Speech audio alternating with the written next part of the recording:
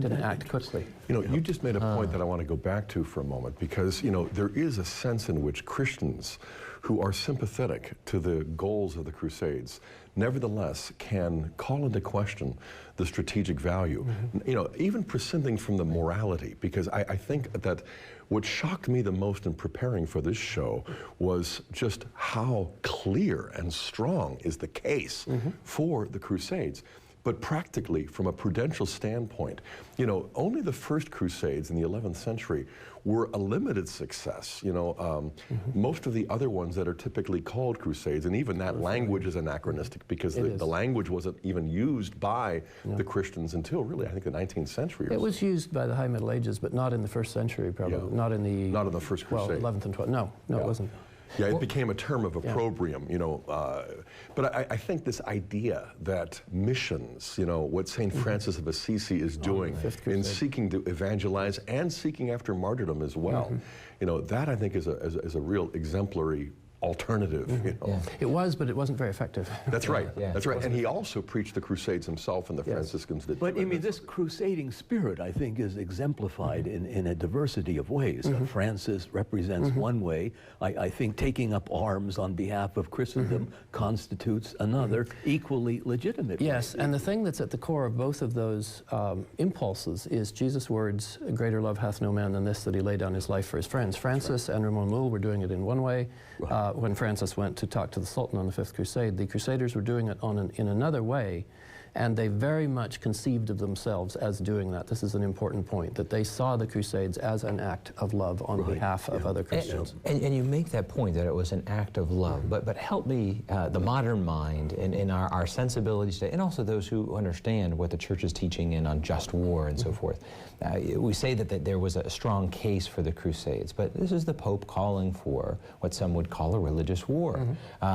You know, walk me through how this fits within Catholic teaching on just war. It's rather easy, actually.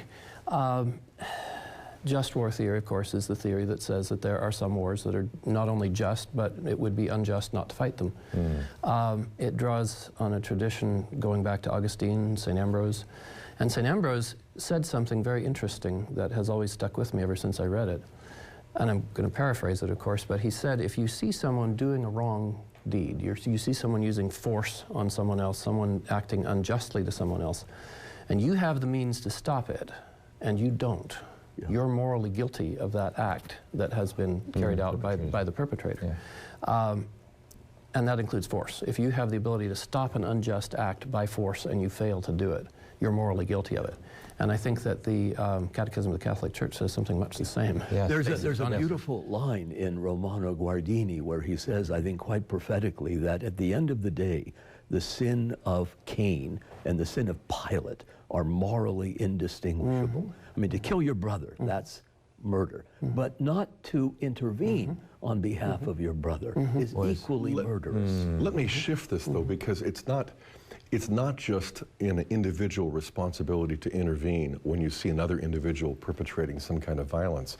I think even more so when you have been entrusted with the responsibility of, say, caring and protecting your family. You know, as a father of 6 and now a grandfather of 9, I have this sense, you know, certainly the shepherd lays down his life for his sheep, you know, but he doesn't lay the sheep down in their lives, you know, and even better than laying down your life would be laying down the lives of the wolves who are attacking the sheep. And not to not do so would be a serious dereliction of duty. Very serious. It would be an immoral sort of thing. This is why pacifism thrives on the basis of individualism, where we really step back and fail to see the kind of corporate relations that we have in the family, in the town or village, and in the state, but especially in the mystical body of Christ, where people we've never met are really and truly our brothers and sisters in Jesus because of baptism. And, you know, for them, you know, I remember hearing when I was in Istanbul, Constantinople, about the sack of, about the conquest. And we had a Muslim guide who explained how merciful dimitude was, you know, that is the enslavement of Christians, you know, it's the payment of a tax, you know, and you're allowed to worship privately. You can't display anything publicly, you can't share the faith publicly, but you can do it all privately.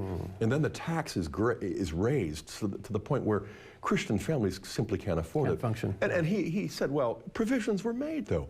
And out stepped these two, a couple from Malta, and said the provisions were the firstborn son. I mean, it was shades of Egypt. You forfeited your firstborn son if you couldn't pay the tax.